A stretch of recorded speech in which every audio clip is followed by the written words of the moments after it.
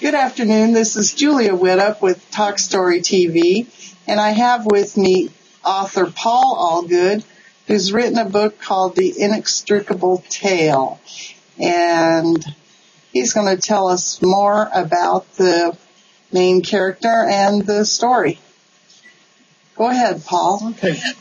Well, thank you for having me.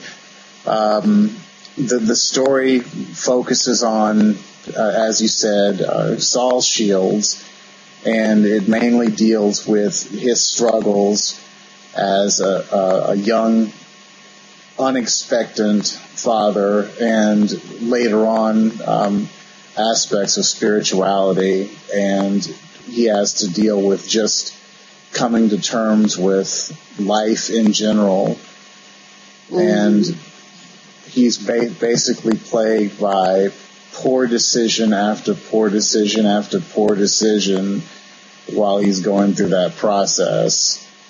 And I don't want to give away too much about the story because I mean it kind of spoils it. But I could maybe give a couple examples. Okay. of how he. And tell us what you mean by unexpected father.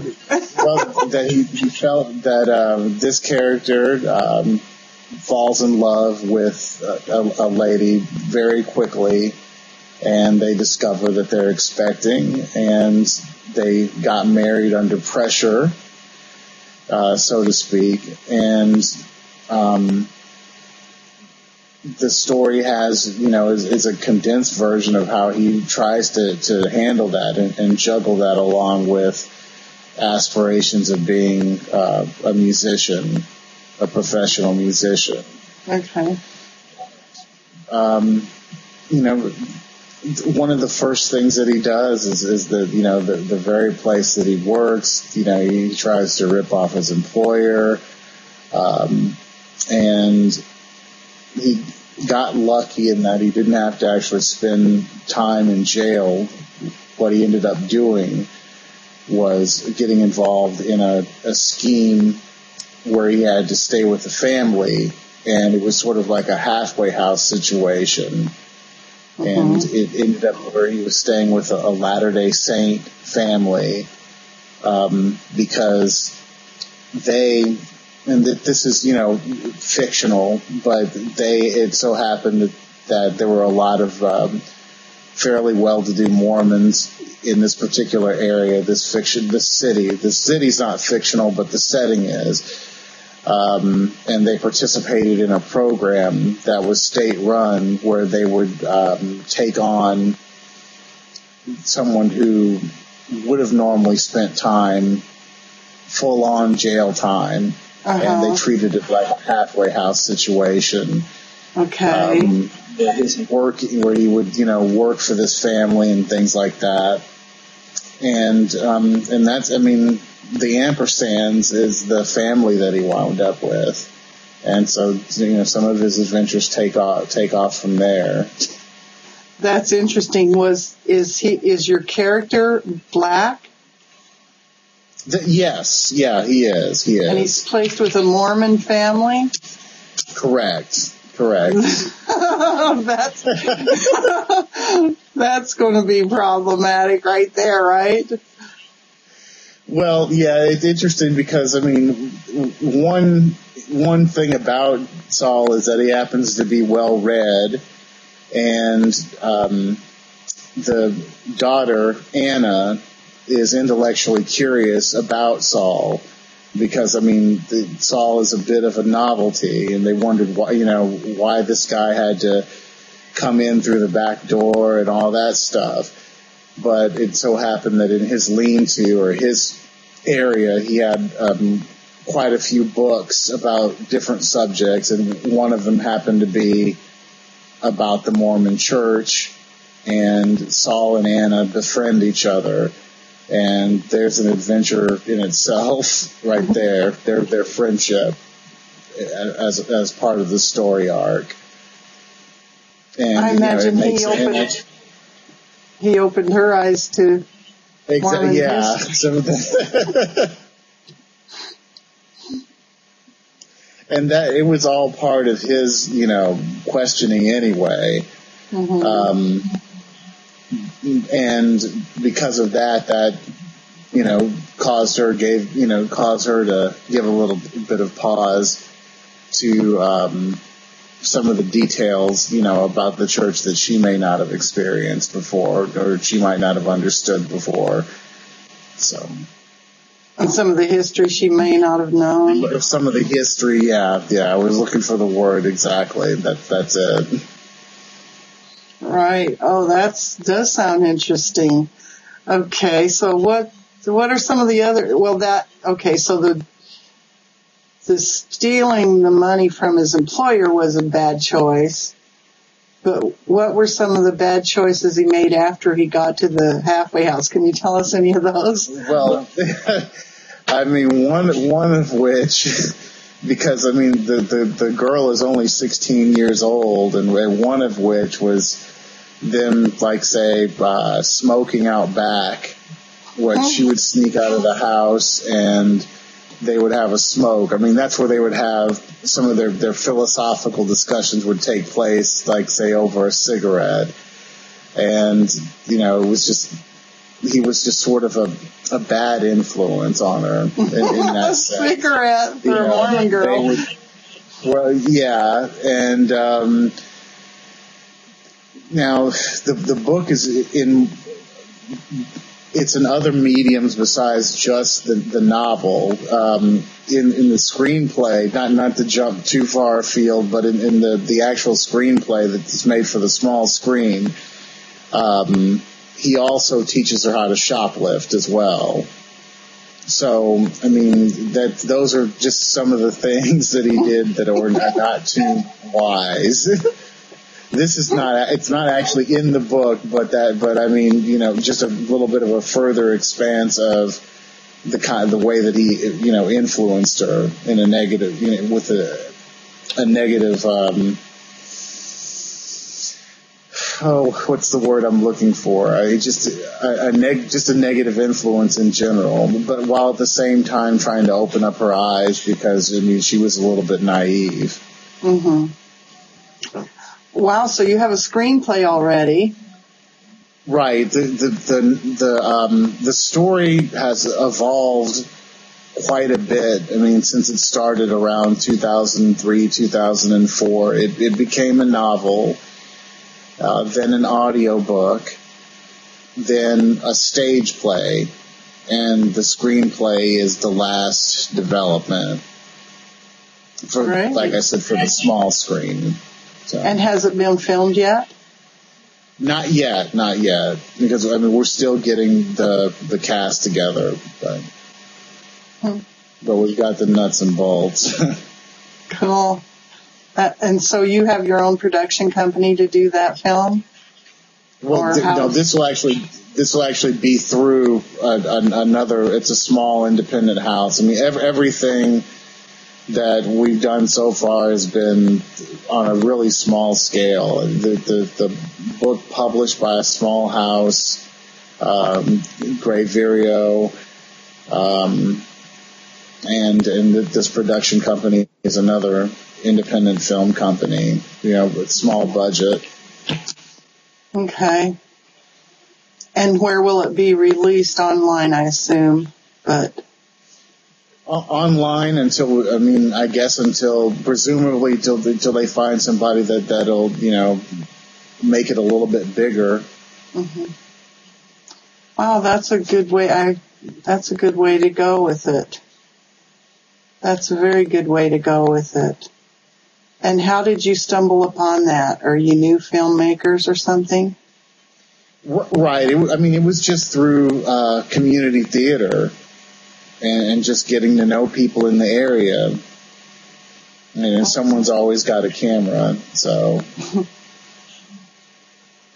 So tell us about your, you have a band too. Do you want to talk about them at all during this interview? Well, yeah, I mean, it certainly wouldn't hurt to plug that for 2013, there'll be a new record out. Wow. And, okay. we're called Wedlock, and it's an electronic pop indie type of group. Okay. And some of the ideas for the main character Saul Shields are sort of like a hagiography. It's probably the best way to describe it. I mean, Saul ends up being the mouthpiece for a lot of the opinions that I hold outside of the storyline. Okay. Interesting. When I first read that your band was called Wedlock, I thought maybe you were a wedding band like that one on TV. Yeah, we've gotten that before. That name, I came up with that name, and that was to express a political point of view. It was very at that time it was anti-Bush. It was because I believe it was 2004 that he wanted to do like a universal, some sort of constitutional amendment to ban gay marriage. I don't remember that. I think it was 2004, and it failed. It failed. In Massachusetts. Well, I think Massachusetts, okayed it. I want to say in 2003. I mean, and then a bunch of other states followed. So we've got a handful of states where there is marriage equality, but that was the source of the group name. Okay, wow. I guess I was out of the political loop during that time. I was living in Hawaii with no TV. So, okay, so how does it ultimately resolve for him? Or can you tell us that? I can't tell you that part, yeah. Okay, let's see. I'm getting interested in Saul here. So he's basically, through the interactions with this girl, he's expressing political opinions. Is that it? Political, philosophical, theological, yeah. I mean, and she's learning a little bit about herself as it goes along as well. And he grows too, I hope. Well, I mean, it was one of those situations where, as the reader, I think that you hope he does, and I mean, and you're just hoping to try that underneath it you find something, some redemptive qualities about him, because they're there, but I mean, you really have to mine deeply, and you have to be very generous to look past some of the faults that he has. In that, every hand that reaches out to help him, he sort of has, a reflexive biting that hand type of thing. He just can't get out of his own way. Yeah. I was wondering, I never could see that guy in Breaking Bad as a hero. I was like, is he as bad as that guy, or Bryan Cranston? I have a friend who thinks he's a hero, and I'm like, he's a horrible person. He let that girl die. Did you see the episode where he let the girl die of the heroin? Well, I mean, I know about the series in general, but and I'm familiar with a little bit of Bryan Cranston's work, but no, I didn't see that particular one. I don't know. I think that he's a little bit more sympathetic than that, because he does have his set of problems. He's not a ruthless person. He does, but I mean, he is also grappling with mental illness too, and that's another, I guess, layer in his personality. And what type of mental illness? Bad. What type of mental illness did you give this character? it's a schizophrenic type of disorder. It's a mild type of schizophrenia, where, I mean, he's a little bit paranoid. He does hear voices because by himself. Mm-hmm. He has such a troubled mind. And when he's part of his probation, part of the terms of his probation is that he has to see a counselor also, and the counselor is affiliated with the church too. So it has like a religious thing to it. But you might be in for a surprise as to how this therapist/counselor actually treats the situation. Okay. What about his wife? Do we get to know her? Well, I mean, she ends up leaving him. Oh, okay. With the baby? That's right, yeah. Mm-hmm. Oh. And, I mean, and he sets out on a mission that he wants to be reunited with him. Oh, good. Okay. So it's going to be a little hero's journey, right? Well, come on, you can tell me. It's him aspiring to be that. That's all we can ever do. Right, but like I said, he has some, trouble and just can't seem to get out of his own way. Okay. Wow. It sounds interesting. Well, yeah, I hope it was to some of the people that picked up on it. I hope it is to you if you do get a chance to check it out. And I'm thinking we'd like to interview you again when you release your film. Oh, that would be wonderful. I'd love that. Okay. So, what else do you want to tell us about today, Paul? Well, just to let everybody know, I mean, full disclosure that the story's been out there for a while. Mm-hmm. You can still pick up a copy at, say, Barnes & Noble. If you'd have to order that online. Of course, it's, Amazon. And then there's other places like, say, Goodreads. Or if you just Google Paul Allgood, Inextricable, then you get a bunch of results. I mean, you could Google Wedlock Band, Paul Allgood, Wedlock. All those things are interrelated. Okay. And I'd care more about people reading the story than actually having to purchase, say, a book that's a few years old. So just to tell everybody, you can also get it just on the Internet Archives. It's publicly available now since it's been out there. So okay. And do you have a website? PaulAllgood.com.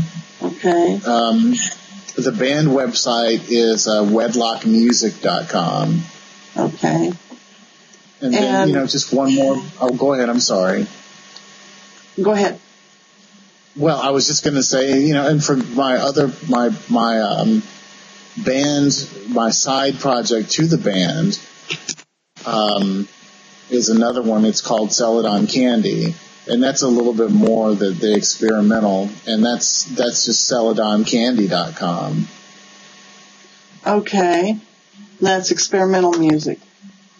Yeah. I mean, it's still in the electronic vein, but it's maybe a little bit different to Wedlock. Okay. And did you submit a guest blog to our TV backstory? I can't remember. I don't know if I did. Yeah. Okay. I can't remember if I did or not. Well, anyway, viewers can check out tvbackstory.com and see Paul's show as soon as it's featured, and if there's a guest blog, it'll be there. Yeah. Okay, well, it was nice having you today, Paul. And thank you so much for the time. I appreciate it. Okay, we'll let you know when you're going to be featured. All right, thank you. Okay.